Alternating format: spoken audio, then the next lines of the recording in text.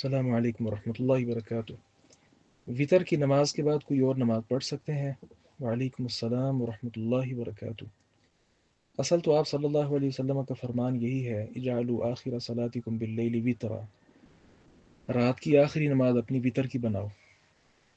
لیکن اگر آپ عشاء کے بعد وطر پڑھ چکے تھے، آپ کو پتہ ہے کہ میں پچھلے پہر بیدار نہیں ہوں گا، یا عادت ایسی ہے یا روٹین ایسی ہے کہ آپ بیدار نہیں ہوتے، لیکن کسی وقت آپ بیدار ہو گئے، اب دل کر رہا کہ میں تہجد پڑھ لوں، تو پھر آپ کو پڑھ لینی چاہیے، کوئی حرج نہیں، انشاءاللہ پڑھ سکتے ہیں۔